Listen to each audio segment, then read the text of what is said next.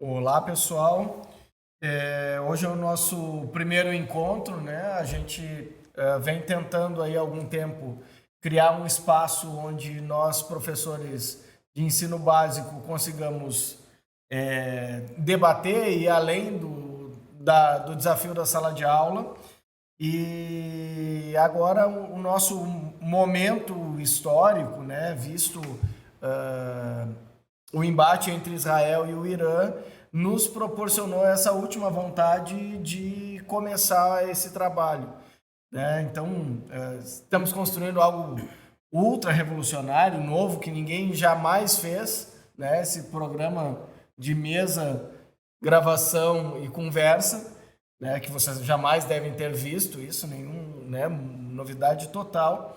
Mas a nossa intenção justamente é que a gente consiga ter algum alcance, até mesmo dos alunos da sala de aula, que na sala de aula está difícil prestar atenção na gente, né?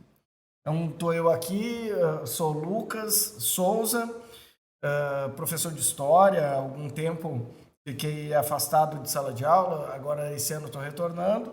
O Aquiles também, professor de História, né? Vamos conduzir essa conversa, tratando aí, num primeiro momento, sem prever futuro, né? Sem jogar rumos para os conflitos que estão acontecendo, mas justamente, né, como papel de historiador, olhar para trás, né? Olhar para trás e pensar qual foi a caminhada para esses conflitos chegarem. Então, primeiro questionamento assim que a gente vai trazer, né, é sobre a origem desses povos, né, a pensar esse Oriente Médio e as suas origens, né, que é um território mundial que nunca foi calmo, né, ele nunca foi um território pacificado, né, mesmo depois da formação desses estados ali, nunca foi pacificado, né, aqueles... Não. O território nunca foi pacificado, né? É um território que sempre estava em disputa, sempre teve em conflitos, né? Primeiro eu vou me apresentar, eu sou o professor Aquiles Fraga. Então, a gente está... embora não seja um formato, né, que é um formato já comum, né, o formato de podcast, né? Outra novidade. Mas eu acho que é novidade nesse sentido que fazer isso com esse público dos alunos e também dentro da categoria, eu acho que talvez não tenha iniciativa ainda. Então, eu não conheço outra iniciativa dessas no âmbito da nossa categoria vamos dizer, sindicalizada, entre aspas, né? Ou não, dos professores do Rio Grande do Sul, né? Não tem um canal de expressão assim dos professores, né? Então, esse espaço de debate é muito interessante, de propor temas e dialogar com o pessoal. Nesse formato, embora o formato seja repetitivo, eu acho que é novidade, mesmo assim. Então, retornando à questão da região ali, é uma região conflituosa, né? Sempre foi palco de disputa territorial e de disputa também das grandes potências, do interesse das grandes potências. E isso vai piorar muito a partir do final da Primeira Guerra Mundial, né? Quando termina o Império Turco-Otomano, que é um império que vai acabar sendo derrotado junto com a Alemanha e tal, e com a Áustria-Hungria na Primeira Guerra Mundial, e o território vai ser partilhado, né, pelas potências, principalmente França e Grã-Bretanha, né? A partir daí, a região fica muito mais conflituosa, né, pelos interesses dessas potências europeias, principalmente. Mas sobre a história dos povos, na verdade, é uma história complexo.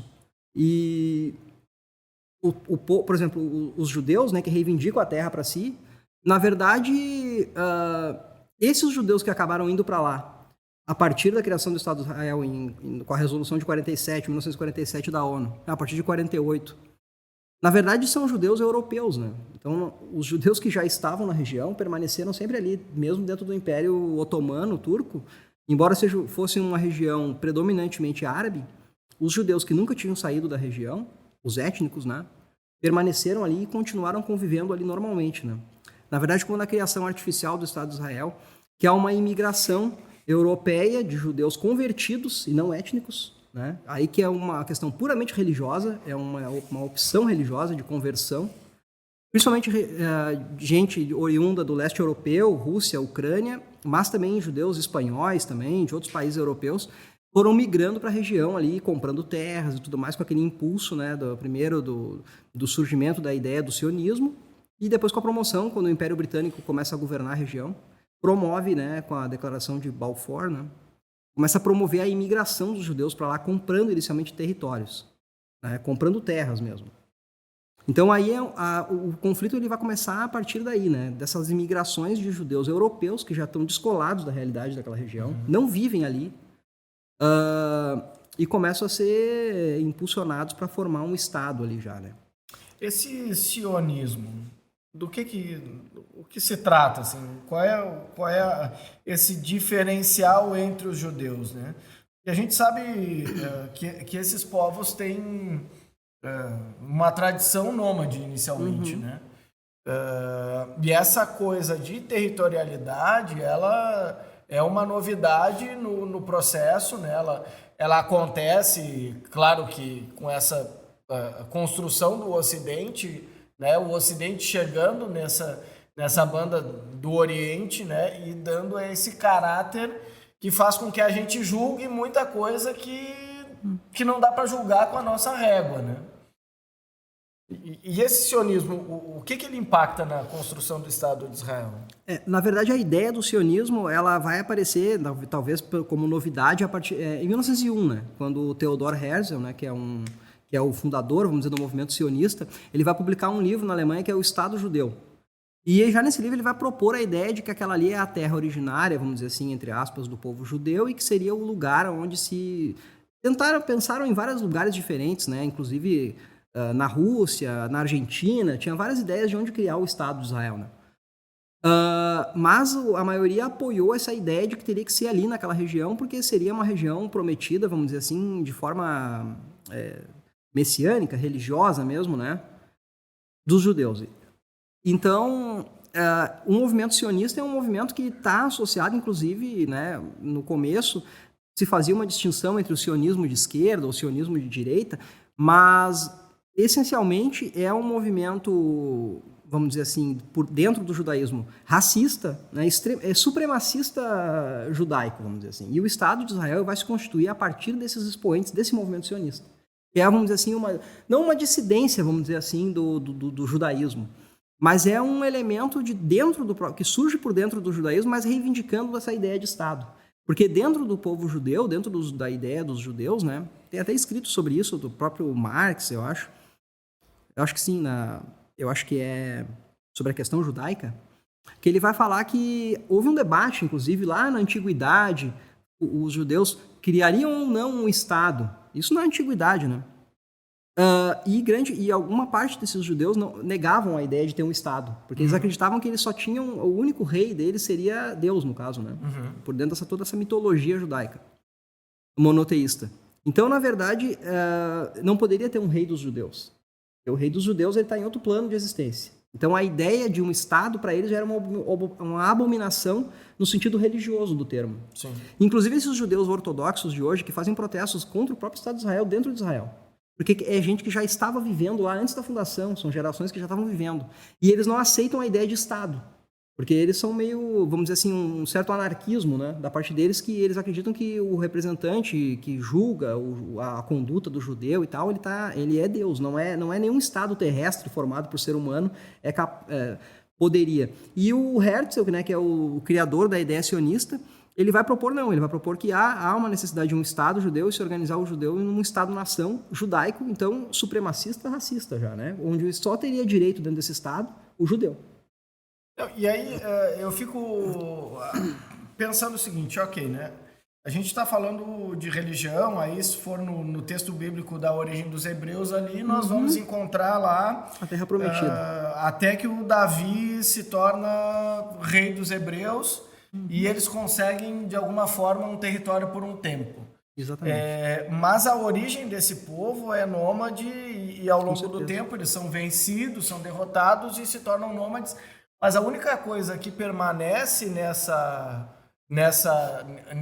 nesse povo originário é essa ideia de ser o povo escolhido. Exatamente. Né? Esse excepcionalismo de ser o único povo escolhido. Na verdade, é o judeu ou o gentil, né, que eles chamam, né, que são aquelas pessoas que não são judeus. Né? Então, na verdade, alguns autores trabalham com isso, né? O próprio Freud, né? E e outros, por exemplo, tem um egiptólogo muito importante que é o Jan Assmann, que é um alemão, que é um judeu, e o próprio Freud também era judeu, e trabalham com a ideia de que esse monoteísmo ele é produtor de toda a violência, né? Por causa que as religiões politeístas elas tinham uma ideia de que o teu Deus é válido, os teus deuses são válidos, assim como os deuses do outro também são.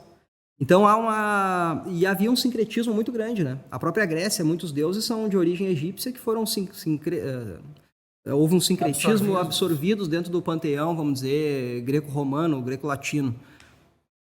Para o monoteísmo, né, isso é uma abominação, né? O outro é o infiel, é o inculto, e assim a gente vê também o próprio fundamentalismo cristão também, e também muçulmano, né? Os muçulmanos, quando conquistaram, por exemplo, o Egito, na conquista, eles tiraram pedras das pirâmides para fazer as primeiras mesquitas. Então, eles não tinham nenhum apreço para aquilo que tinha anterior a eles. Né? E isso é uma característica muito, muito impactante, assim, marcante das religiões monoteístas, né? Que essa negação do outro. Sim. E aqui, na chegada na América, é uma coisa muito evidente isso, né? Que foi obscurecida completamente a presença dos povos originários aqui, porque era o outro a ser conquistado, era o outro que não era, vamos dizer assim, que era o outro a ser cristianizado, vamos dizer, né? Então isso é muito forte, essa ideia. E quando surge, né, vamos dizer, a ideia do Deus único, e ainda por cima, o ser humano dentro dessa lógica judaico-cristã, como última criação e imagem e semelhança de Deus, né? Então aí ganha entra mais uma característica nisso tudo, que é essa supremacia daquilo que é humano sobre o resto. E a violência em todos os aspectos, é a violência do homem contra a natureza e contra o outro, que prega ou que acredita em outra religião. Né? Então esses conflitos também têm esse caráter religioso muito forte, de exclusão daquilo que é diferente, daquilo que é o alheio à tua imagem que tu cria, né? Mas tu não acha que essa condição de todo mundo igual, ela não é uma coisa nossa, pós-moderna? Porque essa ideia de democracia, paz e amor que a gente vive, onde o próximo tem que ser respeitado, a opinião do outro também tem que ser emitida, isso não te parece algo que nesses povos enraizados, né, nesses povos que buscam origem para se fundamentar naquilo que diz, tu não acha que não cabe olhar com essa lente para essa gente, para esse debate? Tu não acha que é uma régua diferente para olhar para uma coisa que está acontecendo? É interessante, mas quando eu falo da alteridade, vamos dizer assim, do olhar o outro, é lógico que tu sempre olha o outro com aquilo que tu já carrega, com os teus parâmetros. Né? Acontece que o olhar o outro e o respeitar o outro na sua diferença é algo que o olhar o outro, o respeitar o outro na cultura ocidental, que a cultura ocidental, vamos dizer assim, como síntese ali do judaico-cristã e depois com o antropocentrismo, vamos dizer, do renascimento, o outro sempre é visto como aquilo a ser superado, aquilo a ser conquistado. Então aí a gente tem aí várias dimensões do antropocentrismo, o eurocentrismo e esse excepcionalismo que a gente vê hoje do sionismo e dos próprios Estados Unidos, né, como sociedade excepcional. E a sociedade, vamos dizer assim, que seria o modelo dos outros, a ser seguido pelos outros. E aí se impõe ao outro essa cultura ocidental. O American Way of Life. O American Way of Life. E, inclusive, também, agora a declaração recente do Borrell, que é da União Europeia, né, dizendo que a Europa é o jardim e o fora da Europa está a selva. Então, isso são declarações assim, altamente racistas, né, xenofóbicas, que exclui aquele antigo mesmo, aquele outro antigo povo originário, o antigo africano, o fora da Europa, o árabe, o chinês, o japonês, etc., o eslavo, né? Então esse aí está fora da civilização, é aquilo a ser superado, ou conquistado, ou dominado, porque está muito próximo do mundo animal e não está tão próximo do reino dos humanos, né? Seria algo assim, né? No meu ponto de vista. É lógico que toda aproximação que tu vai fazer com alguma pessoa, com o teu outro, com o teu diferente, tu vai carregar aquilo que tu tem já de pré-construído. Sim. E considerando a localização geográfica dessa disputa, né? A gente consegue identificar que o mito de origem de todos os povos é no mesmo lugar. No né? mesmo lugar. Ali é o berço de todos os grandes monoteísmos, né? Do Islã, do judaísmo primeiro, né? Dos hebreus, vamos dizer, depois do cristianismo, que seria uma dissidência disso, e depois um novo caminho, que seria, vamos dizer, o Islã, né? Mas ali é o berço dos monoteísmos, né? Inclusive, no próprio Egito tem a experiência do Akhenaton, que era o monoteísmo de Aton, né, que era um deus solar, que seria o único deus. Por um tempo, enquanto viveu esse esse faraó, né, em torno de 1400, 1500 a.C., durante a vida dele, ele, vamos dizer assim, ele fez uma revolução religiosa dentro do Egito, mas que depois, o seu filho, desfez tudo, né? Voltou ao politeísmo antigo, porque desagregou, de certa forma, a sociedade e causou uma desregulação tão grande, né, da sociedade egípcia, que os caras tiveram que retornar ao politeísmo antigo. Não vingou, né? Uma questão de identidade, né? Exatamente. Se perde a identidade. Perde a identidade. Né? E um deus ainda que dentro do panteão egípcio era um deus menor, que era Aton, né? Era um deus solar, mas Amon-Ra era um deus solar também e era muito mais forte. Então ele provavelmente ele fez isso para tentar tirar o poder, né, do clero, né? Exatamente, do clero do clero, vamos dizer assim. Mas de certa forma, desregulou tanto a sociedade que eles tiveram que retornar a um momento anterior. Inclusive, tem alguns autores que acreditam que ali que surge, vamos dizer, os hebreus, na verdade, são dissidentes dessa religião. Desse culto, né, vamos dizer assim, de Aton, que é um deus solar. Assim como o deus judaico cristão é um deus solar, né? Até solstício, assim, e tudo mais. Trazendo para a ideia do cristianismo mesmo, né, e pensando o texto bíblico, né, os hebreus escravos no Egito, Moisés Salvador, muitos mitos, né? Atravessa o Mar Vermelho, enfim. Então essas condições vão criar então essa identidade e essa seletividade, né, e de alguma forma o impulsionar que a minha nação é a nação mais importante. Exatamente, né? Essa condição de dominação, né? de relação de poder mesmo ampla. Né?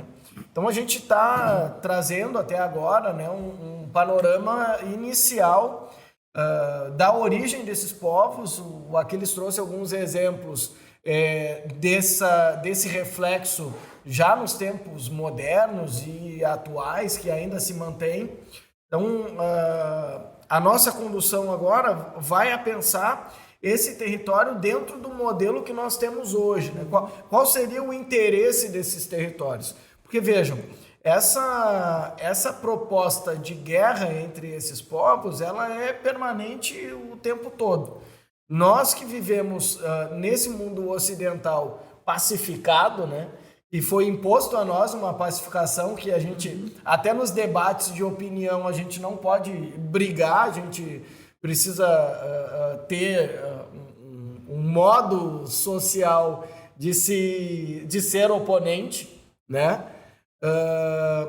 Isso vai se aplicar e vai se manter. Bom, trazendo para o tempo atual, essa localização geográfica deles, né? Como que ela está relacionada dentro dessa disputa que interessa a Estados Unidos, que interessa a França, que interessa a outros tantos países, né, que faz com que o Brasil tenha que se posicionar, né? O Itamaraty se posicionou contra o ataque de Israel ao Irã, que depois de uma grande pressão, né? Uma grande pressão do eleitorado do atual governo. Isso precisa ser dito, né? Porque o Brasil também, historicamente, tem o posicionamento de não se posicionar. Exatamente. De sempre ficar com o pé em cada canoa, deixa eles brigar, a gente continua vendendo e vamos lá, né? Como é que tu enxerga, assim, qual é o interesse que tem nessa região? Bom, na atualidade, é uma região em disputa justamente por causa dessa geopolítica internacional envolvendo essa ascensão, vamos dizer, de um mundo pós-ocidental ou pós-hegemonia unipolar, vamos dizer, dos Estados Unidos e do bloco europeu e Japão, por uma contestação que se coloca, talvez na figura do BRICS, ou mais precisamente não dá para falar no BRICS como um todo, talvez, porque a Índia, também o Brasil, são países, vamos dizer assim, que mesmo dentro do BRICS assumem as posturas contraditórias, mas principalmente com relação à China e Rússia, e também o Irã, que são países que impulsionam esse multilateralismo internacional, né? E os Estados Unidos tentando manter essa hegemonia que veio até aqui, né, vamos dizer, conquistada após a queda da União Soviética, ali, até após a crise do final dos anos 80, início dos 90, e tentando se segurar, manter esse processo. Na verdade, a gente está vendo aí uma transição hegemônica, vamos dizer assim, embora esses países não falam, vamos dizer, não expressam que pretendem superar a hegemonia norte-americana, e sim compartilhar ou fazer um mundo multipolar, vamos dizer como se fala, ou pluripolar. Mas há uma disputa hegemônica. Mesmo que esses países não pretendam ser hegemônicos, aquilo que está para ser superado pretende continuar sendo hegemônico. Sim. Então, essa região é uma região extremamente importante, né? E por recursos naturais e também por corredores de transporte de mercadorias, tanto marítimo como terrestre, né? Então, para os projetos da China de desenvolvimento para além agora para o século XXI, é crucial esses nós de comunicação para o projeto das novas rotas da seda, por exemplo, na China, que é tanto marítima quanto terrestre, que é o único grande projeto que no século XXI está colocado, né, porque os Estados Unidos não têm condições de oferecer um projeto novo para a humanidade, como foi o Plano Marshall lá no fim da Segunda Guerra Mundial, onde eles tinham o mundo inteiro devendo, vamos dizer assim, para eles, né, eles eram o banco do mundo, né. Hoje eles já não estão numa condição de oferecer um grande projeto. Uhum. E a China tem essa condição. Então, o Irã ali é um eixo fundamental de conectividade da região da Eurásia. E essa guerra, vamos dizer assim, imposta ao Irã por o bloco hegemônico no que está agonizando aí, é justamente uma guerra contra o BRICS, né? Contra essa integração maior ainda, né? Então, o Irã, eu acho que é quinta, talvez quarta, não sei agora ao certo, mas é uma das 10 primeiras, né? Talvez as 5 primeiras reservas mundiais de petróleo, acho que é Venezuela, Arábia Saudita, o Irã talvez seja a 4ª ou 3ª reserva mundial, né? E é um dos países que mais, junto com a Rússia, o Irã é o país que mais a China compra energia. Uhum. Né? Então, e a China é um país demandante de energia. Então, tem um grande desenvolvimento, mas eles têm muitos recursos naturais, mas energéticos, não, em termos de ainda que é a matriz petróleo, ainda eles não estão longe de ser autossuficientes, não têm nem condições para isso. Né? Então, eles precisam do Irã para o seu desenvolvimento. Então, é uma forma também, assim como a guerra na Ucrânia, a guerra agora contra o Irã, é uma forma de debilitar e adiar e, vamos dizer, criar confusão para que esse mundo novo que vai nascendo por dentro do velho, né, se afirme. Então, essa é uma questão essencial ali na região. E fora essa interconectividade total ali, né, e dentro do próprio bloco muçulmano, no bloco islâmico, essa questão xiita-sunita, né, essa questão das petromonarquias, a influência, né, então, que são países ainda dentro da órbita dos Estados Unidos, né. Então é muito complexo e é uma região que tem essa importância geográfica, tanto para comercial quanto importância energética. Então é por isso que não se pode perder essa região, entre aspas, né. E a influência do Irã é cada vez maior na região e, na verdade, Israel ali é um porta-aviões dos Estados Unidos, desse mundo unipolar, desse momento unipolar, vamos dizer assim, ancorado numa parte terrestre ali. É uma base aérea norte-americana gigantesca, né? Então, é um ponto onde eles conseguem fazer as mudanças de regime necessárias, onde eles conseguem manipular um aqui, um grupo ali, outro aqui. Então, o Israel, para eles, é estratégico, né? E aí me leva a pensar em tecnologia, né? Desenvolvimento de tecnologia, talvez a coisa mais impressionante desses conflitos é que entre Irã e o centro do território do Irã e o centro do território de Israel, nós temos 2.000 quilômetros de distância. Então, é uma guerra a 2.000 quilômetros de distância. Exatamente. Né? Então, tá rolando na internet várias imagens, né, de festas e nos territórios intermediários entre um e outro, e os foguetes passando por cima dos territórios e a vida segue, né? E nesse quesito tecnologia, talvez Israel tenha se tornado, para os Estados Unidos mesmo, a grande célula de desenvolvimento de tecnologia armamentista, né? Porque me parece bastante óbvio, embora os Estados Unidos tenham conseguido lá durante a sua construção, União das Colônias, das 13 colônias, e mesmo na Primeira Guerra Mundial, na Constituição, manter esse caráter de resistência, de dureza, de armamento e tudo mais. Me parece que a ancestralidade de Israel pela disputa de território, pela guerra, é muito maior. Né? Então é um povo muito mais acostumado a pegar em armas e se acostumar com arma, né? Então se tornaram esses desenvolvedores de alta tecnologia, né? De toda sorte, né? Tem lá o Krav Maga, tem armamentos, tem a construção de mísseis e tudo mais. Então essa tecnologia armamentista também está relacionada àquilo que talvez tenha mudado o século XX, transformado a forma da gente ver guerra, que foi a introdução da bomba atômica, né? Dessa discussão nuclear no mundo, né? Então, essas duas coisas caminham juntas na minha leitura, né? E elas são, para mim, parece pelo menos, a grande tônica do momento. Que para Israel é uma baita justificativa para continuar na escalada do seu plano de poder e de ampliação territorial que se dá desde a sua criação, né? E para o mundo é o fantasma que precisava. O medo que o mundo tem, toda guerra vai ter um medo estabelecido e construído, né? Então, o grande medo do fim do mundo por uma guerra atômica.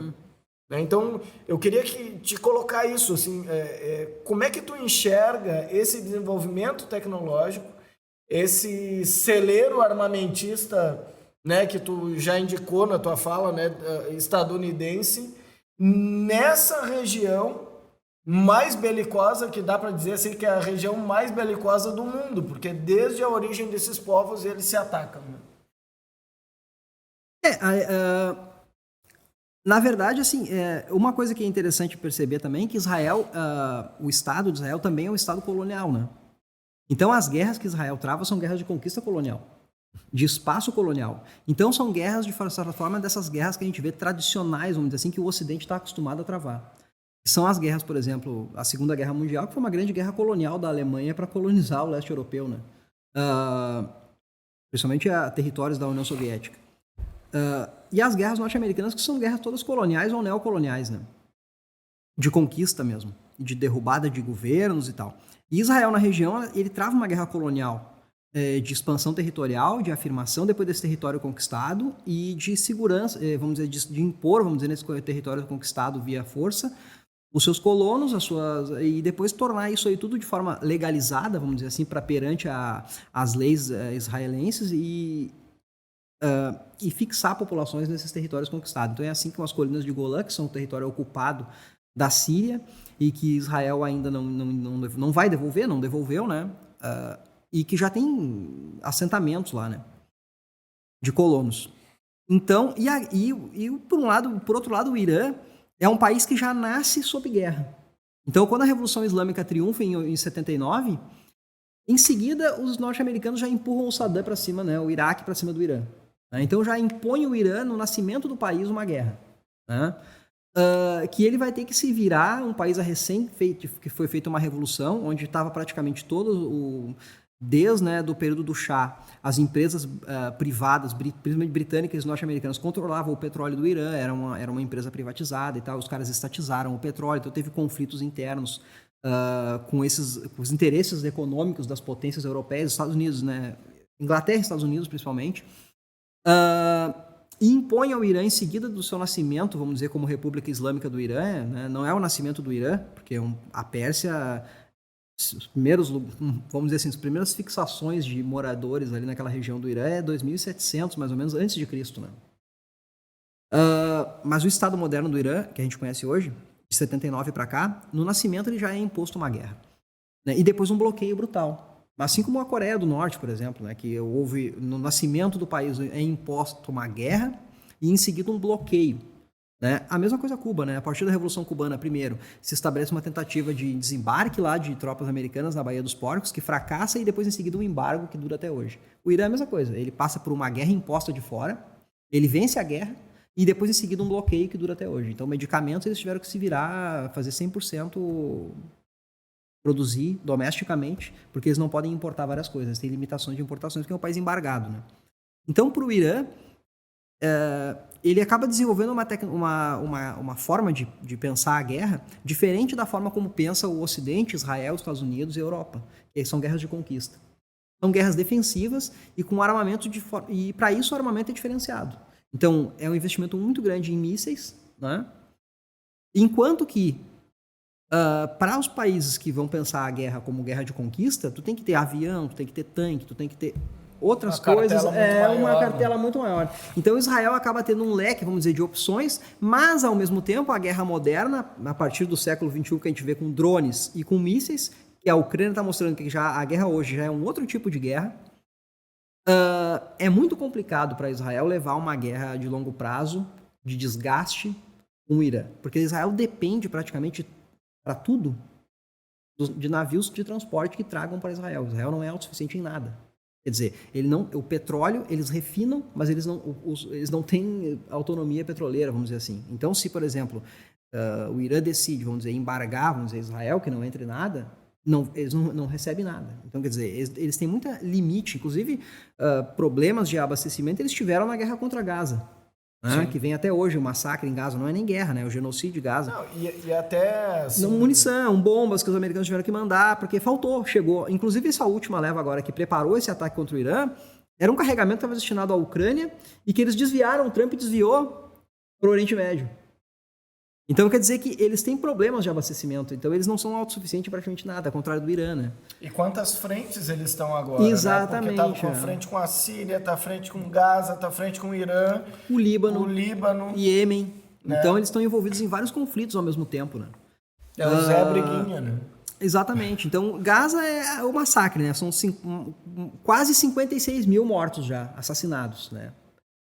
Mais de 70% crianças e adolescentes. Sim. Né? Então ali é condenado, inclusive, pela Corte Penal Internacional, que é uma organização muito duvidosa, mas mesmo assim os caras tiveram a condição de condenar, né, o regime do inquestionável, né? Exatamente. Porque até então essa Corte Penal Internacional, ela condenou, né, se a gente for ver, na Iugoslávia, não condenou nenhum massacre produzido pelos bombardeios da OTAN na Iugoslávia. Ela condenou os iugoslavos que estavam resistindo à OTAN. Então, essa Corte Internacional, mesmo ela sendo uma entidade, vamos dizer, duvidosa, quer dizer, mesmo assim os caras conseguiram reconhecer Israel, o Netanyahu, como um criminoso de guerra, né? Porque isso aí tá visível para todo mundo, né? O que está sendo feito, inclusive usando fome como arma, quer dizer, a desnutrição em Gaza e tal. Então, eles têm várias frentes de combate aberta, com o Hezbollah no Líbano, que é um outro adversário muito perigoso para Israel, né? Num flanco ali perigoso. Com o Iêmen também, que não é uma guerra, é como tu falou no Irã, né, Lucas, que é o míssil passando, né? Uhum. Com o Iêmen é a mesma coisa, porque eles têm uma distância muito grande, talvez seja do centro do Irã ou do centro do Israel, vamos dizer, até o centro do Iêmen, que é um dos países mais pobres da região. Também tem uma distância muito grande, mas o Iêmen em seguida larga um míssil do Iêmen que cai em Tel Aviv, no aeroporto Ben Gurion, ou no porto de Haifa, em Israel. E, ao mesmo tempo, Israel bombardeando com seus aviões, né? O Iêmen também, seguidamente, né? Até nessa questão de conflito e de demonstração bélica, né? Os últimos 3 dias, pelo menos, têm mostrado alguns probleminhas, né? Dentro do complexo Israel ali, porque são tantas frentes e uma população cada vez mais diminuída de combatentes. Primeiro para essas zonas, né, como Gaza, que são acesso direto, né, guerra convencional, né, homem a homem. Segundo, porque o Domo de Ferro apresenta problemas cada vez mais. Eu acredito até que o Irã já tenha encontrado, de alguma forma, a maneira de bugar o sistema, porque está cada vez mais caindo em cidades habitadas, né?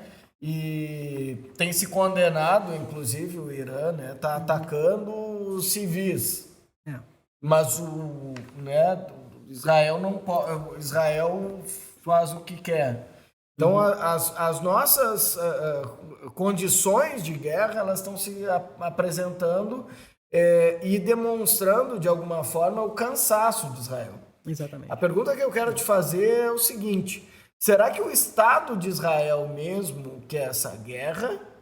Ou o Netanyahu quer se manter? Porque o Bush, por exemplo, o Bush se metia em guerra para se manter no poder, né? E o Netanyahu, será que ele não está usando desse mesmo artifício, mesmo o israelense não querendo que isso aconteça, para se manter no poder, para encontrar alguma salvaguarda de só vem cá me ajudar, né? Chamando o pai para ajudar, chamando os Estados Unidos, vem que eles querem me tirar daqui.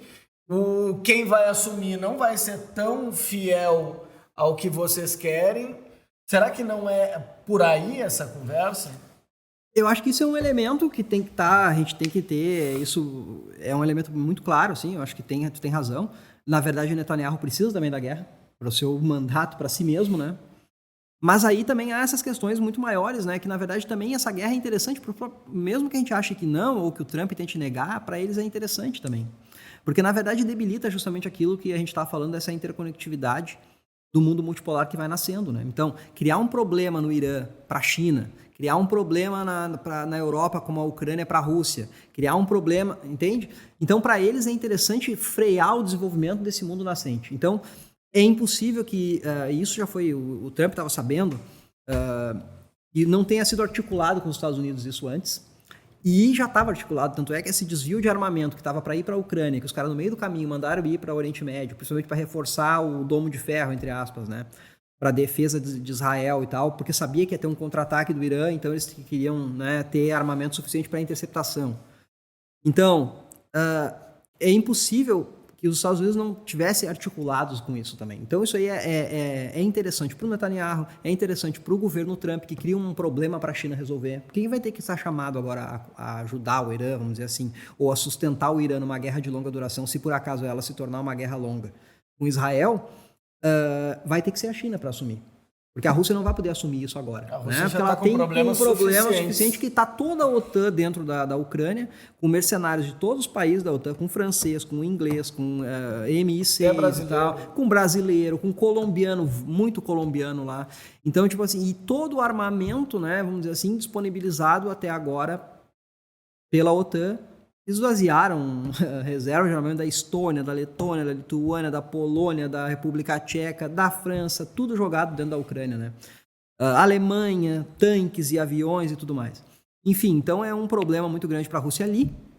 E quem vai ter que estar chamado agora, vamos dizer assim, a assumir essa questão do Irã e a resolver esse problema, vai ter que ser a China. Então, isso vai criar dificuldade, vamos dizer assim, desacelera o processo de criação desse novo paradigma internacional, né? Cria problemas. Tu acha que... Agora uma pergunta bem talvez a mais complexa de agora, né? As pessoas têm buscado, talvez até pelo nosso modelo social de ter respostas rápidas de TikTok, pensar TikTok na vida, as pessoas têm buscado encontrar um lado. Eu sou contra o Estado de Israel porque mata as criancinhas em Gaza. Não, Free Palestina. Irã desde bebezinho. Né? Tu não acha que essa complexidade, tem que atacar o Irã porque o Irã tem, né, a estratégia mais óbvia? Eu acho que quem considera, agora é pesado o que eu vou falar, quem considera que esse modelo de guerra é justificável nunca conseguiu prestar atenção na aula de história. Porque percebe que se criou um inimigo, o ataque ao Irã é porque o Irã tem uma produção atômica.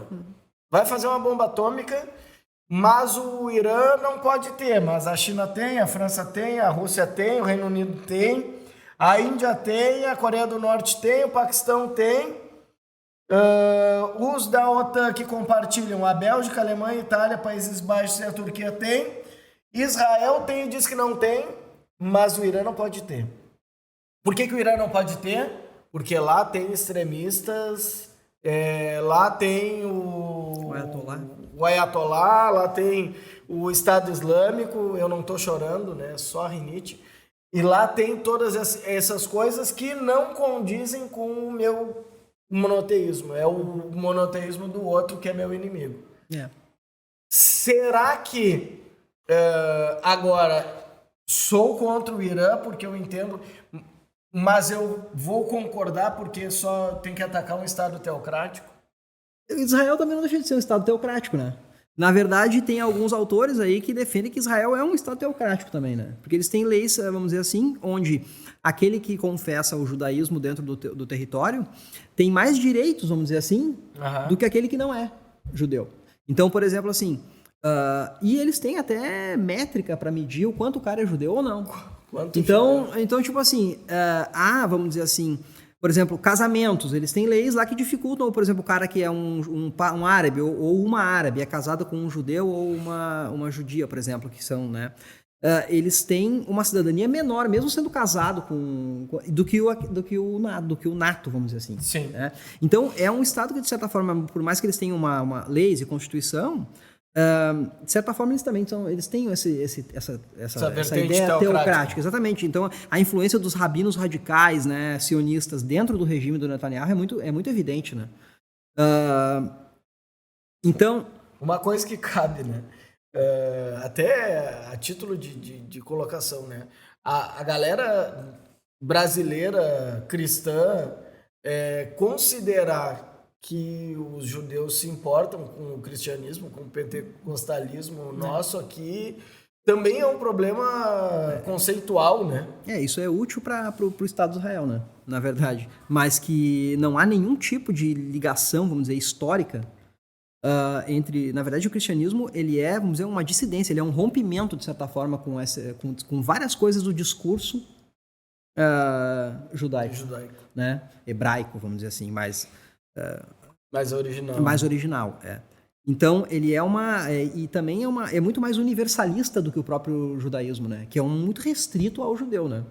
O cristianismo é mais universalista, né? Então, isso é um elemento.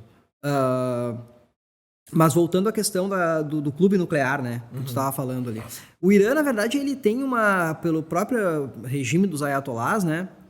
Há uma impossibilidade, vamos dizer, religiosa, e sendo um Estado teocrático, vamos dizer assim, há um freio religioso a ter a bomba atômica. Né? Então, o Irã ele sempre colocou que o seu desenvolvimento nuclear era, vamos dizer, para fins pacíficos. Né? Esse acordo, vamos dizer, nuclear com o Irã foi fechado na época do Obama. E foi o Trump que saiu fora do acordo porque não lhe agradava. Na verdade, por pressão, provavelmente, do lobby, vamos dizer, sionista, sim, judaico dentro dos Estados Unidos. Na verdade, por que não interessa para Israel? Porque, na verdade, o Irã, com a capacidade de enriquecimento de urânio e a condição de entender todo o processo do enriquecimento e da construção dos seus reatores de usina para geração de energia, ele fica a um passo muito pequeno de uma bomba. Sim. Mas não quer dizer automaticamente que os caras vão caminhar para isso. Mas é lógico que para o Irã produzir uma bomba atômica é uma tarefa muito simples. Inclusive o Brasil é capaz de produzir rapidamente uma bomba, né? Porque o Brasil domina todo o processo de enriquecimento de urânio e tal. É um dos poucos países do mundo, diga-se de exatamente. Então, para que achincalhe o país, né? Exatamente. Então o Brasil tem, e coisas assim próprias aqui do Brasil mesmo, que foi tecnologias que eles adquiriram da Alemanha durante o período da Guerra Fria e tal, com muita dificuldade para conseguir, porque tinha o bloqueio do próprio Estados Unidos, mesmo o Brasil estando na órbita, durante a ditadura militar, na órbita do governo norte-americano, havia uma dificuldade muito grande de aceder que o Brasil, dos Estados Unidos, aceitar que o Brasil entrasse no clube da usina, né? Não é nem da bomba, mas de ter condição de enriquecer o urânio e ter uma usina de energia, né? E não havia problema para o Irã abriu todos os seus espaços para a Organização Internacional de Energia Atômica, né? Esses caras entraram dentro do Irã, os caras averiguaram todo o processo, né? Então, tipo, eles estavam cientes do que estava acontecendo dentro do Irã. E o acordo foi fechado e foi assinado pelos países europeus, todos estavam... Né? Porque tinha interesse também dos europeus de comprar combustível do Irã. Então, umas pré-condições para o Irã de perder as sanções vamos dizer assim, contra a sua exportação de combustível, era deixar com que esses caras entrassem lá e vistoriassem todas as coisas que dentro de Israel nunca foi feito. Sim. Nunca houve uma pressão da comunidade internacional, nunca houve uma pressão da Organização de Energia Atômica de vistoriar as instalações nucleares de Israel, que sabe que se tem, e sabe que além de ter usinas, que todo mundo sabe que tem usinas de geração de energia dentro de Israel, que são usinas nucleares, ao mesmo tempo Israel tem mais de 300 bombas atômicas, que isso já se sabe, né? Sim. E não há nenhum tipo de vistoria internacional e tudo mais. E o Irã seguia todos os parâmetros, tanto é que foi fechado o acordo com os Estados Unidos, com a França, Reino Unido, China, Rússia, vários países, era o 5+1 parece o formato, e eles assinaram um acordo e tal. O Irã conseguiu voltar ao mercado de petróleo, começou a vender petróleo para a Europa, vender para a China e tal. Em seguida, o Trump, quando assume, sai fora do acordo. Enfim, então... Tu considera, então, que mais um dos motivos, né? Porque a gente já elencou alguns motivos, né? O primeiro motivo lá, quando a gente falou de mito de origem, né? Era justamente angariar um monoteísmo titular, não um monoteísmo ganhador, o meu é melhor que o teu. Uhum. A gente já levantou que esse território é um território estratégico de trânsito para se dominar, e agora a gente está chegando num ponto onde esse território, ele, de certa forma, resolve a crise do capitalismo nosso aqui, né? Eixo Estados Unidos aqui, que apresenta graves problemas, né? Então a gente teve taxação do Trump, reformulação de governo, né? Reformulação econômica, 100, 200, 300% de taxa de importação, enfim. O próprio Brasil vem sofrendo com isso, né? Alumínio, aço, com altas taxas, mas mesmo assim, né? Enquanto nação, a gente segue mandando para quem paga menos, não tem problema.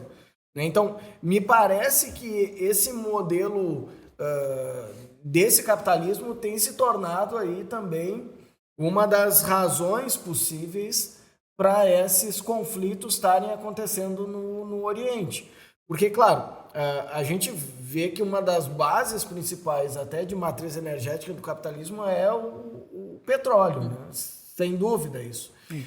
E agora, diante dessa crise, né, do petróleo, do anúncio do fim do mundo, né, do fim do petróleo, pelo menos em casa eu tenho debates ferrenhos dizendo que o futuro da energia do mundo não é eólico, não é fotovoltaico, é atômico. É atômico porque a hora que se domina isso, tu inclusive renova o ciclo de água, né? Tu pode usar água contaminada e reutilizar essa água contaminada, enfim, criar artifícios, né, para gerar energia com menor impacto, né? E um consumo a longo prazo, né? Desde que não dê problema, né? O problema da energia atômica é justamente o resíduo, né? Não é nem tanto o uso da água, né? Porque realmente ela se reutiliza o ciclo, né? Mas ela gera, vamos dizer assim, no processo de enriquecimento, coisas que os caras vão ter que depois ali enterrar quilômetros, né, sei lá, metros e metros de profundidade com um sarcófago de concreto por cima e que, inclusive, não tem mais nem espaço físico para onde colocar depois aqueles galões de resíduo do enriquecimento, né? Então, e fora o perigo dos acidentes, né, em países, por exemplo. E fora também, uma coisa agora que foi um troço que foi algo que foi completamente insano, vamos dizer assim, né? Mas é que chega um ponto que o sistema já, né, o próprio sistema capitalista, ele já deixa de operar em momentos de crise, ele deixa de operar, talvez, com racionalidade humana e passa a operar com racionalidade do sistema. Então o sistema tem uma racionalidade própria, que foge ao humano já, né, ao controle humano. Por isso o perigo de uma guerra, né, de se ampliar a guerra, né. E na verdade Israel cometeu aí uma coisa que por todas as leis internacionais é algo fora de qualquer discussão, que foi atacar no primeiro momento que houve o ataque de Israel ao Irã no primeiro ataque, que pegou de surpresa o Irã, que matou vários comandantes, né, das forças da Guarda Revolucionária do Irã e tudo mais, eles atacaram 2 usinas nucleares e uma planta de enriquecimento. Na verdade, isso daí poderia ter causado uma catástrofe na região toda, que poderia ser uma coisa muito grave, né, na verdade. Sim. Então, isso é um crime, né? Primeiro, isso é um crime, né? Isso, na verdade, é um crime internacional, contra a lei internacional e tudo mais. Não se fala, né? Agora se fala que Israel tem direito de se defender e tudo mais e tal. Atacou preventivamente o programa nuclear iraniano. Mas como é que tu vai atacar um programa nuclear do outro? Isso aí pode... por exemplo, a usina... A parte uma das usinas lá, que é na cidade de Isfahan, no Irã, contaminou. Tiveram que selar, porque ela é subterrânea. Quer dizer... A população dessa cidade de Isfahan, até ontem, provavelmente, essa população estavam dizendo que ela teria que ser evacuada da cidade. A cidade teria que virar uma cidade fantasma. Sim. Por causa do vazamento subterrâneo do urânio. Então, um dos problemas da energia nuclear é esse, porque tu corre o risco de daqui a pouco tu ter uma usina nuclear que é para fins pacíficos, para gerar energia, e daqui a pouco vem um maluco e te ataca a tua usina e te transforma, te cria uma explosão, vamos dizer, ou um vazamento de radiação dentro do teu território, contamina todo mundo. Que contamina, exatamente. Então, Israel cometeu aí um ato, assim, completamente de insanidade, né? Que é atacar a água da... Que é atacar, vamos dizer assim, algo que poderia ter causado um Chernobyl novo aí, né? Ou um Fukushima novo, que foi o que aconteceu lá no tsunami, lá no terremoto, no tsunami lá no Japão. Então, pela lei internacional, esse tipo de estrutura, ela é intocável, né? Sim. Por tudo que ela pode causar num eventual acidente, né, e vazamento e tudo mais. Mas não foi isso que aconteceu. Os caras atacaram uma instalação mesmo e continuaram, depois daquela primeira leva de bombardeios, eles continuaram bombardeando de novo áreas onde tinha o programa nuclear do Irã. Então, é uma situação muito perigosa que pode levar aí a uma catástrofe gigantesca na região, né? Pode contaminar países vizinhos, inclusive o próprio Israel. Sim. Quer dizer, porque o Irã... Que tá ali, né? Que tá ali. Porque, na verdade, em Chernobyl, do vazamento, os caras mediram radiação e descobriram, quando o mundo ocidental tomou conhecimento que estava acontecendo alguma coisa, os caras mediram na Suécia, na Noruega, é um país nórdico, e tinha numa usina próxima lá, deu um nível de radiação muito grande, os caras, inclusive, achavam que era lá. E depois que eles foram ver que não, que era a quilômetros de distância, mais de 1.000 quilômetros de distância, o vazamento. E já tinha chegado até lá. Então ali é um perigo, né? Isso aí que foi feito, né? Foi uma coisa completamente imprudente e insana, né? Atacar uma instalação nuclear de um outro país, né? E caminhando para o fim, então, a última provocação, né? E são só provocações até o momento, né? Ser contra essas atitudes de Israel me torna antissemita? Aos olhos da imprensa brasileira, vamos dizer assim, desse complexo não de informação, mas de desinformação que está colocado aí, que é essa mídia hegemônica, que ela tem um histórico de mentiras, sempre tiveram as armas do Saddam, de destruição em massa e assim por diante, né? Então, aos olhos do regime de Israel, do sionismo, e da mídia, empresa de desinformação global que nos toca, porque a gente está dentro disso, né? Então não é só a BBC que mente lá para os europeus, ou a France Press que mente para os franceses, ou a Deutsche Welle que mente para os alemães, e a Fox News que é do Trump. Na verdade, nós estamos inseridos aqui também numa grande rede, né? Que também que é uma grande multinacional e tem um discurso único aqui, né? Então, aos olhos dessa gente, a gente é antissemita. Agora, na verdade, aqui não se faz nenhuma crítica à religião, nem muçulmana, nem judaica e nem cristã. Na verdade, a religião é uma escolha, né? Acontece que qualquer crítica hoje ao Estado de Israel, automaticamente, na mídia internacional e pelos patrocinadores desse Estado, se transforma em antissemitismo. É transformado em antissemitismo. E é perseguido os intelectuais que falam contra o regime sionista em Israel, são perseguidos, vai para o ostracismo, perde vaga na universidade, sai fora do... Né, são completamente tirados de vista, né? Então, esse discurso não é um discurso antissemita, é um discurso antisionista e contra o Estado de Israel. Porque é um Estado que só criou confusão na região desde que foi institucionalizado. Sim. Né? O seu tamanho triplicou de 48 para cá, garfiando territórios que era para ser a formação, que estava pela resolução de 47, estava predestinado a ser construído um Estado palestino, foram garfiados. Territórios dos vizinhos, o Sinai no Egito, as colinas de Golã da Síria, pedaços do Líbano no norte, que eles foram tirando, né? Fatiando territórios. Então, as políticas do Estado de Israel, quando se critica elas, se critica o sionismo e o extremismo racista que vem do sionismo, a gente não está fazendo uma crítica ao judeu ou à religião judaica ou à pessoa que se identifica como judeu ou como cristão.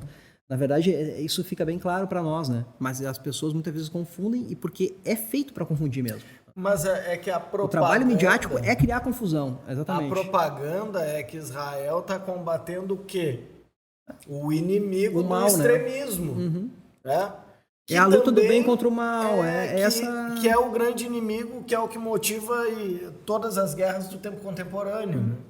Então a gente está colocando aqui, né, uma possibilidade de olhar diferente para as coisas, né? De pensar que no Irã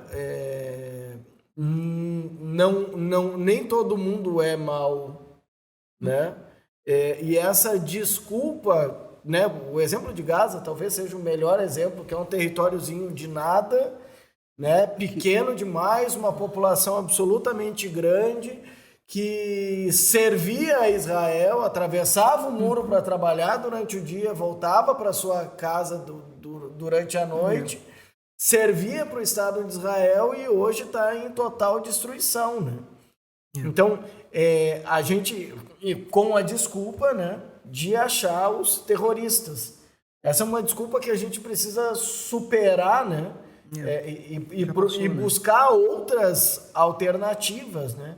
É uma desculpa que veio lá com o ataque às Torres Gêmeas de um monstro que foi criado pela própria vítima. Exatamente. Né? É o caso no Brasil, no século XIX, o Joaquim Manuel de Macedo, o homem da Moreninha, escreveu um livro sobre a escravidão. O título é As Vítimas Algozes. E lá ele relatava, né, casos no livro. Eram histórias inventadas mesmo, né? Que tinham uma verossimilhança com as notícias que são no Jornal do Comércio no Rio. Então, o Macedo ele consegue mostrar que, ao mesmo tempo que aquela pressão de vítima acontece, aquela vítima se torna também algoz, né? Ela acaba revidando, né? E essa relação de poder, essa disputa de poder que o pensamento ocidental traz, né, que sempre produza mais, esteja mais, seja ponta, né, depende só de ti, se tu não consegue é porque tem um inimigo externo, a culpa é tua, tu mesmo que não conseguiu porque tu não fez tudo que precisava. Então, quer dizer, isso está dentro da nossa cabeça como mundo ocidental. E nos faz achar normal atacar pessoas que não tem nada a ver, porque existem outras pessoas que pode ter a ver, que é o caso do Irã, né? O Irã pode ser que faça uma bomba e ataque Israel. Mas aqui a gente, né, citou outros tantos que têm as bombas e mesmo o Estado de Israel tem e diz que não tem. E impede que qualquer um averigue, né, dentro do seu território, se tem ou não. Então se fala muito do regime da Coreia do Norte, a dinastia Kim, ou então a teocracia dos ayatolás e tal. Agora, Israel, que é tido como a única democracia da região ali, é o país que impede que entre vamos dizer, a Organização Internacional de Energia Atômica para visualizar e fiscalizar o que eles têm. Então, na verdade, dentro dos Estados Unidos também não entram esses caras da Organização Internacional. Agora, eles vão dentro da Rússia, por exemplo, na usina nuclear lá de Zaporozhye, lá, que é a região que era ucraniana, que os russos tomaram, que tinha uma usina nuclear lá, E que agora está sob controle da Rússia, a região. Eles entram lá, eles estão tudo aberto para eles examinar. E quando eles vão embora de lá, eles fazem um relatório e dizem o seguinte: tá tendo ataques na usina. Só que a gente não sabe quem é que está atacando. Quer dizer, mas a Rússia está controlando a usina. Quer dizer, a Rússia está atacando a própria usina para criar um acidente no seu próprio território. Só pode, né? Quer dizer, então, eles não, é uma organização que serve aos interesses desse bloco hegemônico que está colocado. Ela serve aos interesses e diz o que quer ouvir e o que o Ocidente determina que ela diga. Quer fazer parte do clubinho. Exatamente. Que é para manter esse clube fechado, né? E eles com vantagem dentro desse clube. Né? Então, para isso não interessa, né? Países, vamos dizer, que são contra-hegemônicos acedam a certos nichos tecnológicos que eles têm, vamos dizer assim, exclusividade. A bola quadrada do Kiko, né? É por aí. Só o Kiko tem a bola quadrada. Então tá, galera, eu acho que a gente vai encerrando por aqui, já deu um tempão aí que eu já nem sei. Tanta coisa, né? Muito obrigado. Valeu. E até a próxima.